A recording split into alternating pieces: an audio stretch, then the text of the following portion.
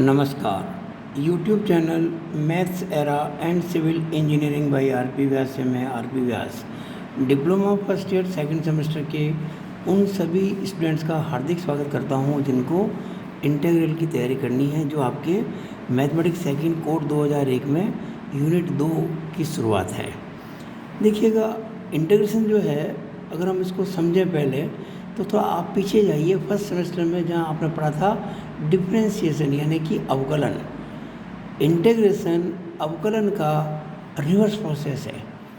हम किसी फंक्शन को डिफरेंशिएट करते हैं तो जो प्राप्त होता है, अगर हम वापस उसका इंटीग्रेशन करेंगे तो वही फंक्शन प्राप्त हो जाएगा। जैसे आपको पता है कि साइन एक्स का डिफरेंशियल करने से कॉस एक्स आता है, तो कॉस एक्स का इंटीग्रल करने से क्या आएगा, साइन एक्स आएगा। लेकिन साथ में एक कांस्टेंट भी आएगा। मैं इसकी अभी आपको सामने चर्चा करता हूँ। देखिएगा, सबसे पहले हम क्या करना चाहते हैं, पहले लिखना होगा integration is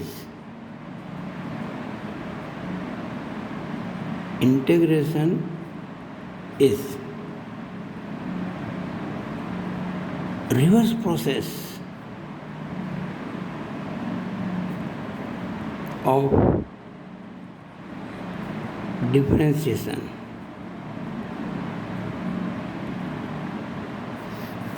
integration is reverse process of differentiation. पहले तो आप इस बात को समझें। देखिए, छोटा एग्जांपल दे रहा हूँ आपको मैं। आपको याद होगा जब हमने अवकलन किया था साइन एक्स का, तो क्या आया था, कॉस एक्स। फर्स्ट सेमेस्टर के अंदर D by D x of sine X is equal to cos X, यानी कि साइन एक्स का एक्स के सापेक्ष अवकलन करने पर कॉस एक्स आता है। अच्छा, क्या केवल साइन एक्स का अवकलन करने से ही कॉस एक्स आता है? ना, अगर मैं साइन एक्स के साथ में कोई कांस्टेंट जोड़ दूँ सी, उसका करूँ डिफरेंशिएशन, तब भी कॉस एक्स ही आएगा, क्योंकि कांस्टेंट का डिफरेंशियल हमेशा शून्य होता है, ये आपको पता है। इसका मतलब अगर हम cos x का करेंगे इंटीग्रल, तो केवल sin x नहीं लिखेंगे, हम लिखेंगे sin x plus C is a constant. ठीक है ना? तो ये पहली बात आपको ये ध्यान में रखनी है। हम इसे कहेंगे इनडेफिनेट इंटीग्रल बाद में हम पढ़ेंगे डेफिनेट, उस समय हम सी का मान कुछ निकालेंगे कुछ विधियों से, लेकिन जब तक हम डेफिनेट इंटीग्रल नहीं पढ़ते हैं तब तक हमें सी लिखना ही होगा, कोई कांस्टेंट सी। अब मैं आपको जो सूत्र अवकलन के थे उसको आधार मानते हुए समाकलन के सूत्रों को लिखता हूँ। उनको सीधे सीधे याद करना है, तो उससे आपको कोई दिक्कत नहीं आएगी। देखिएगा, ये तो मैंने एक एग्जाम्पल के तौर पे लिया था। पहला जो सूत्र है मैं आपको समझाना चाहता हूँ, ध्यान से देखिएगा। आपको अच्छी तरह से पता होगा कि अगर हम डिफरेंशियल करते x रेज़ टू n का, तो क्या आता, n गुणा x की पावर n माइनस 1। ये आपने पढ़ा था ना फर्स्ट सेमेस्टर के अंदर, differentiation of x raise to n with respect to x is equal to n into X raise to n minus 1। अब देखिए, ये जो मैंने कहा integration is reverse process of differentiation, इसका मतलब ये अगर हम इसका इंटीग्रल करें तो ये वापस यही आएगा, पर साथ में कोई कांस्टेंट भी आएगा। It implies integral of n into X raise to n minus 1 with respect to x। देखिए, जब यहाँ लिखते हैं ना डिफरेंशियल में डी बाई डी एक्स, तो वो होता है विद रिस्पेक्ट टू एक्स। यहाँ विद रिस्पेक्ट टू एक्स के लिए यहाँ डी एक्स लिखना होता है, और ये इंटीग्रल जो है ना, ये डिफरेंशिएशन का रिवर्स प्रोसेस को शो करता है। अगर हम इसका करेंगे integral n into X raise to n minus 1 का विद रिस्पेक्ट टू एक्स, तो एक्स रेज़ टू n ही आएगा, लेकिन साथ में एक कॉन्स्टेंट भी आएगा। मैं उस कॉन्स्टेंट को फिलहाल सी ना कह के C1 नाम दे रहा हूँ। इसके पीछे कुछ कारण है, भी आपको समझ में आ जाएगा। अब देखिए, ये एक कांस्टेंट है, और कांस्टेंट को अपन समाकलन के चिन्ह से बाहर निकाल सकते हैं। तो मैंने n को बाहर निकाल दिया। अब क्या बचा, x raise to n minus 1 D X is equal to x raise to N plus C one, X raise to N minus one D X. अब यहाँ एन से इसका गुणा हो रहा है ना, उधर भाग लगा देंगे, तो X raise to N upon N plus C one upon N. अब देखिए हम क्या करेंगे, इसको अपन एक आइडेंटिटी भी मान सकते हैं, और हम यहाँ n की जगह कुछ और रिप्लेस कर सकते हैं, यानी n को किसी और से रिप्लेस किया जा सकता है, n को किसी और से प्रतिस्थापित किया जा सकता है। तो मैं किससे करूँगा प्रतिस्थापित, तो लिख रहा हूँ मैं रिप्लेस n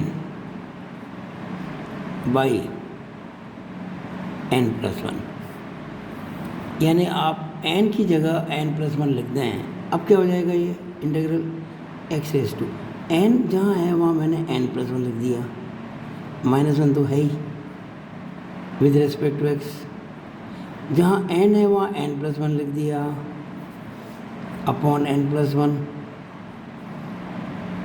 जहाँ n है वहाँ n प्लस वन लिख दिया। यहाँ 1 से 1 कट गया। It implies integral of x raise to N with respect to x is equal to x raise to N plus one upon N plus one plus, अब ये जो है ये एक नया कांस्टेंट आ गया, इसको हम c कह देंगे। ये हमारा पहला फॉर्मूला बन गया, ध्यान दीजिएगा अच्छी तरह से। इट इज़ फर्स्ट फॉर्मूला कि एक्स रेज टू एन का जब हम करेंगे इंटीग्रल तो आएगा x raise to N plus one upon N plus one plus c. पर इसमें एक शर्त है, एक बड़ी महत्वपूर्ण चीज़ आपको ध्यान रखनी है। ये सूत्र तभी काम करेगा जब n की वैल्यू माइनस वन नहीं हो, ध्यान देना इस चीज़ को, क्योंकि अगर n की वैल्यू माइनस वन हो गई तो उस केस में ये minus one plus one zero हो जाएगा, और जीरो का भाग लगता नहीं है, क्योंकि फिर वो इनडेफिनिट मतलब कि ऐसी संख्या आ जाएगी जिसका मान ज्ञात करना संभव नहीं है। इसे कहते हैं इनडिटरमिनेट फॉर्म आ जाती है, इसके अंदर अनंत आ जाएगा। तो ये फॉर्मूला तभी काम का है एक्स रेज टू एन का integral X raise to N plus one upon N plus one, जबकि n की वैल्यू माइनस वन नहीं हो। अब प्रश्न उठता है अगर n माइनस वन हुआ तो क्या होगा, तो हम आगे डिस्कस करेंगे। तो ये पहला फॉर्मूला मेरे ख्याल से आपको अच्छी तरह से समझ में आ गया होगा, क्या कि integral of x raise to n is equal to x raise to N plus one upon N plus one plus c. अब हम आगे चलते हैं। ये पहला फॉर्मूला था, अब दूसरा देखते हैं।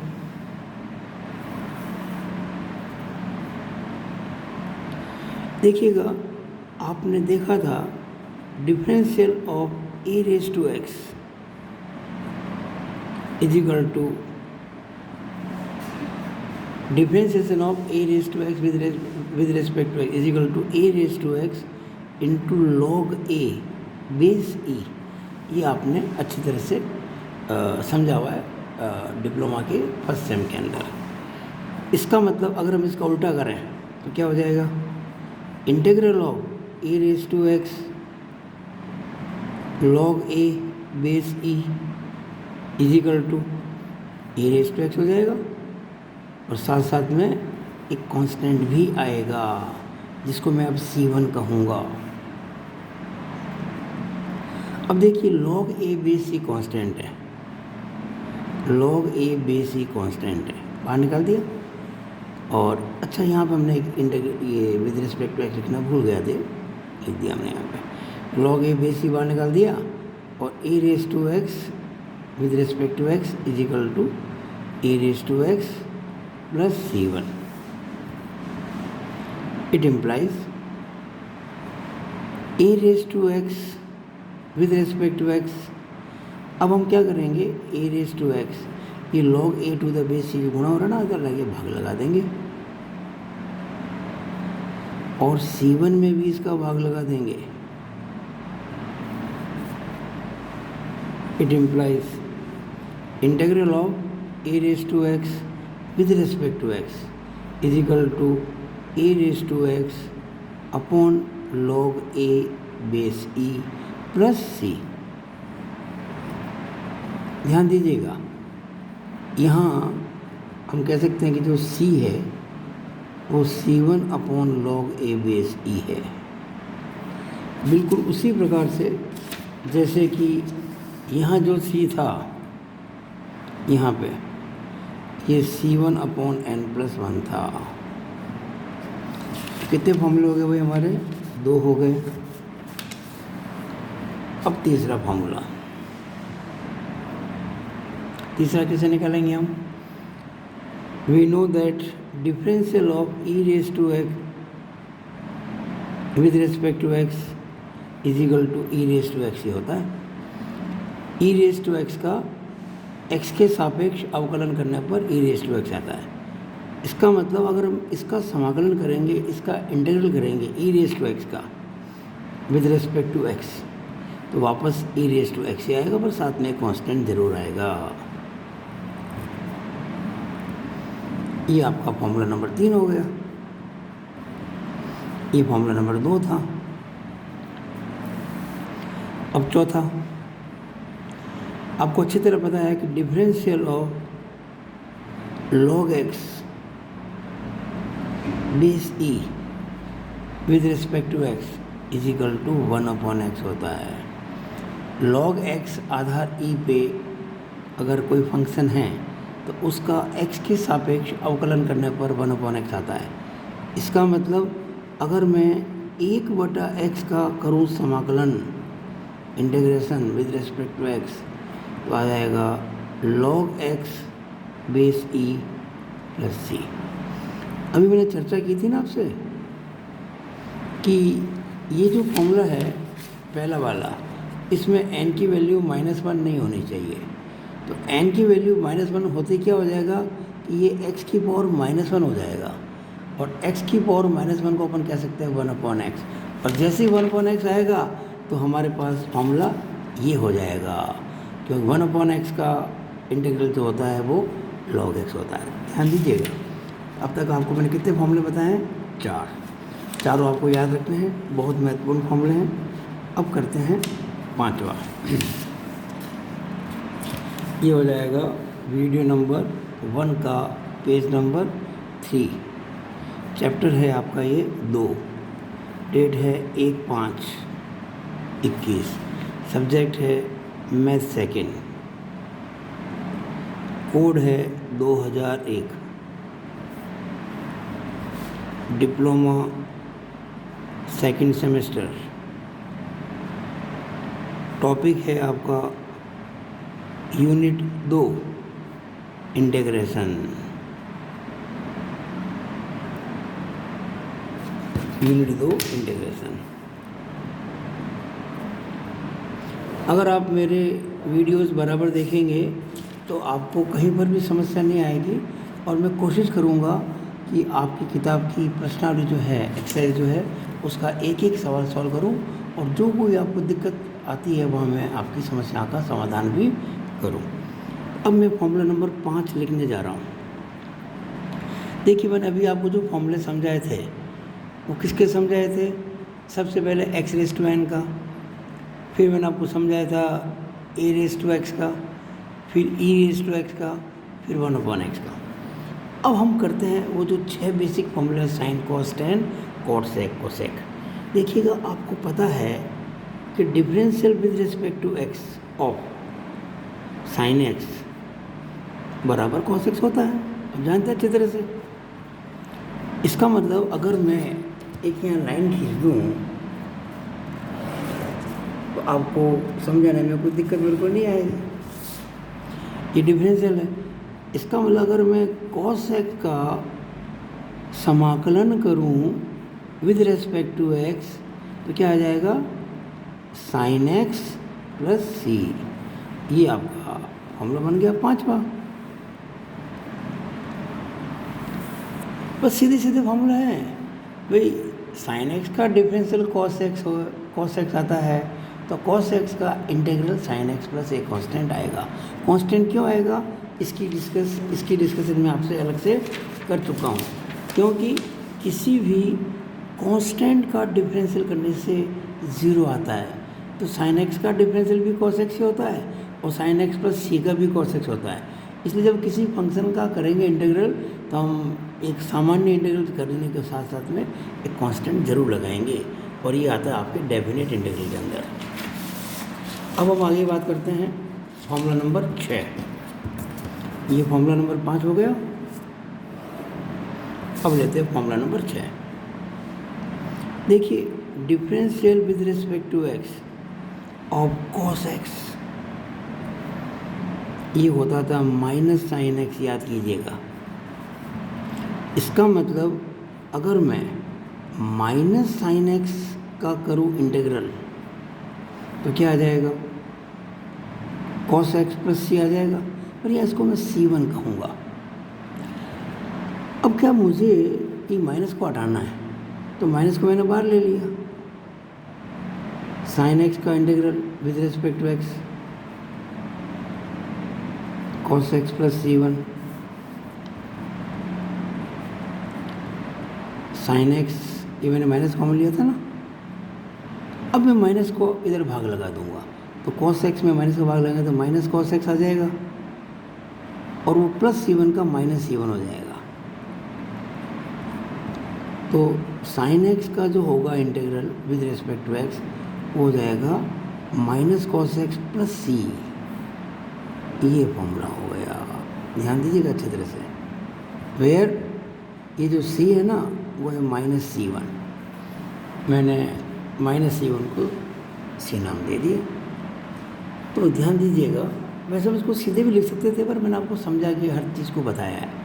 कॉस एक्स का डिफरेंशियल माइनस साइन एक्स, तो माइनस साइन एक्स का इंटीग्रल कॉस एक्स, तो साइन एक्स का माइनस कॉस एक्स, बाद में इसी लगाया जा सकता था, लेकिन मैंने इसको इस प्रकार से करना ज़्यादा उचित समझा। अब देखिएगा फॉर्मूला नंबर 7। अब जानते हैं कि differential with respect to x of tan x, ये सेक स्क्वायर एक्स होता है। tan x का अवकलन x के सापेक्ष करने से आता है सेक स्क्वायर एक्स। इसका मतलब अगर आप सेक स्क्वायर एक्स का करेंगे समाकलन यानी कि integral with respect to x तो आ जाएगा tan x प्लस सी, तो लगाना ही पड़ेगा। डेफिनेट तो ये है नहीं, इंडेफिनेट इंटीग्रल है, इसलिए सी लगाना पड़ेगा हमको। ये फॉर्मूला नंबर 7 हो गया। अब फॉर्मूला नंबर 8। हम जानते हैं कि d by D x of cot x is equal to minus cosec square x होता है। अच्छा, अब मैं चाहूँ तो या आप भी चाहें तो ये प्रोसेस कर सकते हैं, पर इसको लंबा करने की आवश्यकता नहीं है, मैं सीधा ही लिख देता हूँ इसको।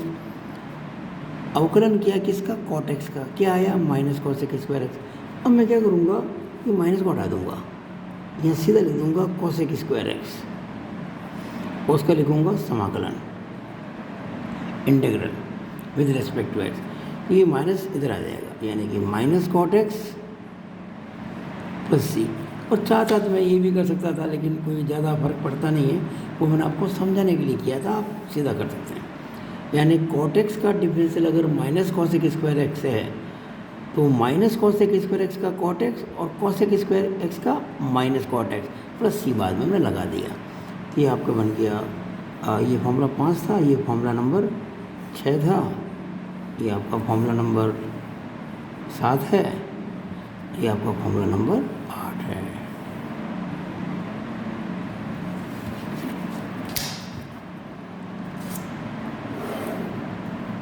अब देखिएगा 9वां। हम जानते हैं कि differential coefficient of sec x with respect to x is equal to sec x into tan x होता है। अच्छी तरह जानते हैं आप फर्स्ट सेमेस्टर डिप्लोमा के अंदर सेक एक्स का एक्स के सापेक्ष अवकलन करने पर या डिफ्रेंशिएशन करने पर हमको सेक एक्स tan एक्स प्राप्त होता है। इसका मतलब कि अगर हम sec x into tan x का समाकलन करें विद रिस्पेक्ट टू एक्स तो क्या आएगा, sec x प्लस एक कांस्टेंट c। ये आपके बन गया फॉर्मूला नंबर 9। मेरे ख्याल से आपको हर चीज़ समझ में आ रही होगी, क्योंकि मैं बहुत ही सरल प्रकार से हर चीज़ को समझाने की कोशिश कर रहा हूँ। 10वां फॉर्मूला, हम जानते हैं कि differential coefficient of cosec x with respect to x is equal to minus cosec x into cot x होता है। ये आप अच्छी तरह से जानते हैं डिफरेंशियल के अंदर, फर्स्ट सेमेस्टर में डिप्लोमा के अंदर। D by D x of cosec x is equal to minus cosec x cot x। अब माइनस को हटा देते हैं। Integral of cosec x into cot x with respect to x लगाना नहीं भूलेंगे। ये माइनस इधर आ जाएगा, तो minus cosec x plus c। ये बन गया फॉर्मूला नंबर 10।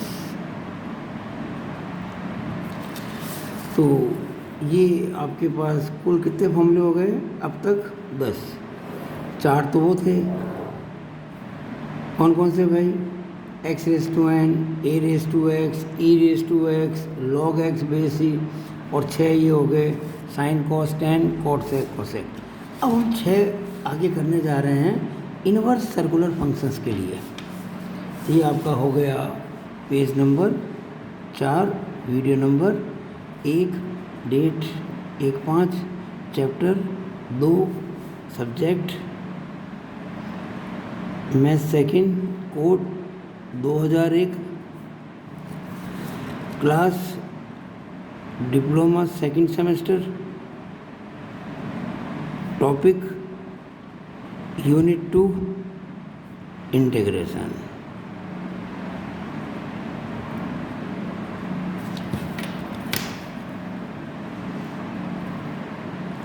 देखिए, आपकी किताब के अंदर कुछ और फंक्शंस भी दे रखे हैं, जिसमें से कि एक और फंक्शन है बहुत इम्पोर्टेंट, उसे कहते हैं हाइपरबोलिक फंक्शंस, जिसमें देखा होगा आपने sine h x, cos h x, tan h x वगैरह। तो इसके लिए मैं एक अलग से वीडियो बनाऊंगा ताकि आपको अच्छे से समझा सकूं, ठीक है ना। तो उनको मैं इस वीडियो में शामिल नहीं करने वाला हूं। अब आगे करते हैं। हमने अब तक आपको समझा दिए हैं कुल मिला के 10 फॉर्मूले। 11वां फॉर्मूला,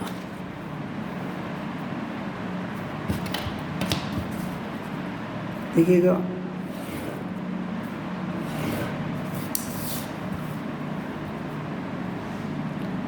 आपको पता है d by D x of sine inverse x is equal to 1/√1 minus x square होता है। अच्छी तरह जानते हैं आप, यानी कि साइन इनवर्स x का x के सापेक्ष अवकलन करने पर 1/√1 माइनस एक्स स्क्वायर आता है। अब इसका रिवर्स करते हैं, तो integral of 1/√1 minus x square with respect to x is equal to sine inverse x plus c। ठीक है, ये 11वां हो गया। 12वां, d by D x of cos inverse x, ये होता है -1/√1 minus x square. Cos inverse x का x के सापेक्ष अवकलन करने पर -1/√1 माइनस एक्स स्क्वायर आता है। इसका मतलब मैं अगर integral of -1/√1 minus x square with respect to x करूं, तो वो cos inverse x plus c आ जाएगा। यहाँ एक बात मैं स्पष्ट करना उचित समझता हूँ कि आप इसको माइनस को अगर हटा दें तो 1/√1 minus x square with respect to x is equal to, उधर माइनस ले जाएं तो वो माइनस कॉस इनवर्स x भी हो सकता है, प्लस कांस्टेंट तो लगा ही देंगे, ठीक है ना। ये दोनों ही सही है। कब कौन सा आंसर देना चाहिए वो डिपेंड करता है कि क्वेश्चन के ऊपर। फिर 12वां हो गया। 13वां d by D x of tan inverse x is equal to 1/1 plus x square होता है। इसका मतलब integral of 1/1 plus x square, ये सारे फॉर्मूला आपको मुख्य ज़बानी याद होने चाहिए भाई। With respect to x is equal to tan inverse x plus सी।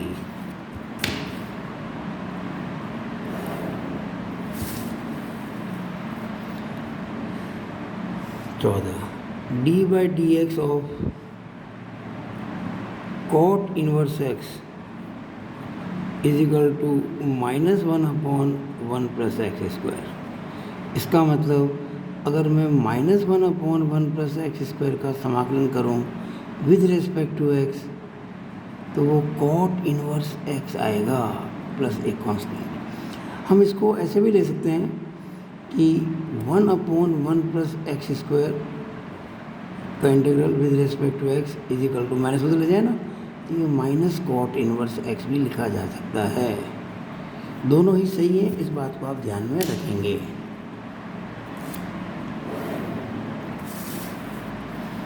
आगे चलते हैं, अंतिम दो और d by D x of sec inverse x जो होता है वो होता है 1/x under root x square minus 1। इसका मतलब अगर हम 1/x under root x square minus 1 का करें समाकलन x के सापेक्ष तो आएगा सेक इनवर्स एक्स प्लस सी। ये हो गया फॉर्मूला नंबर 15। ये 11वां था, ये 12वां था, ये 13वां था, ये 14वां था और ये 15वां है। 16वां d by D x of cosec inverse x, ये -1/x under root x square minus 1 हुआ करता है। इसका मतलब integral of -1/x under root x square minus 1 with respect to x is equal to cosec inverse x plus c. या यूँ कहें कि 1/x under root x square minus 1 का integral with respect to x is equal to minus cosec inverse x plus सी। ये भी सही है। ये हो गया फॉर्मूला नंबर 16। तो भाई आज मैंने आपको इस वीडियो में बहुत ही आधारभूत सूत्र बताए हैं, यानी कि इस फंक्शन का डिफरेंशियल ये तो इसका इंटीग्रल ये। बस आप इन सभी 16 सूत्रों को याद रखेंगे तो जो पहली प्रश्नावली है उसको करने में आसानी होगी, जो कि मैं अगले 2 वीडियो में करने जा रहा हूँ। आप मेरे वीडियोज़ बराबर देखते रहें। आशा है आपको ये वीडियो मेरा अच्छा लगा होगा, तो इसको लाइक करना, शेयर करना बिल्कुल ना भूलें। और आपने अगर मेरे YouTube चैनल को अब तक सब्सक्राइब नहीं किया है तो ज़रूर सब्सक्राइब कीजिएगा, ताकि मैं बराबर आप लोगों के लिए काम करता रहूँ पूरे मन से, पूरे दिल से। It is all over about this video. Thank you.